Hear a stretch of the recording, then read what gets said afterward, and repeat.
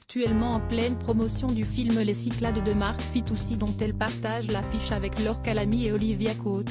Kristin Scott Thomas était ce 15 janvier de passage sur le plateau de 20h30 le dimanche. Merci d'être avec nous et en plus un dimanche soir. Parce que j'ai lu quelques interviews de vous et le dimanche soir en général, vous aimez être tranquille. Alors, on va tout faire pour que ça se passe merveilleusement bien ce soir, a lancé Laurent Delahousse. Il a commencé en lui diffusant des images des jardins du Palais Royal, à Paris, car si est pour elle l'endroit le plus beau du monde. Je l'ai découvert un soir, à cette époque de l'année, c'était en 1980 je crois.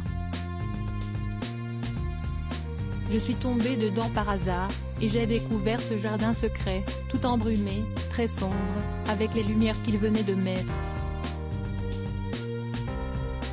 Et c'était tellement joli, a expliqué la comédienne.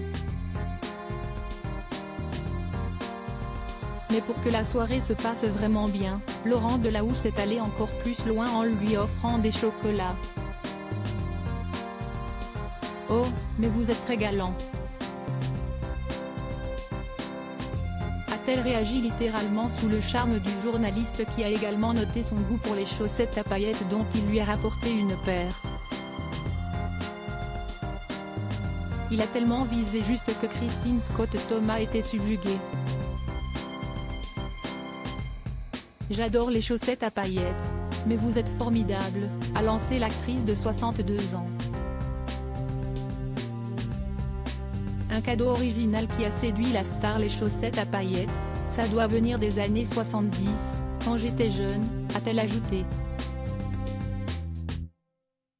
On aurait pu rajouter aussi une machine à couture Singer de 1954, on aurait vraiment marqué des points aussi, a poursuivi Laurent Delahousse. Mais cette fois-ci, Kristin Scott Thomas a dû se contenter d'une photo sur l'écran. Elle n'était pas aussi vieille que celle-là. Elle était électrique, appartenait à ma grand-mère. J'adore et ça marche encore. Je fabriquais tous les vêtements de mes enfants quand ils étaient petits, a confirmé la mère de famille. L'artiste née en Angleterre s'est ensuite confiée sur son arrivée en France à l'âge de 19 ans. Un pays qu'elle n'a ensuite jamais cessé d'aimer. Article écrit en collaboration avec 6 médias Crédit Photo, Capture France 2.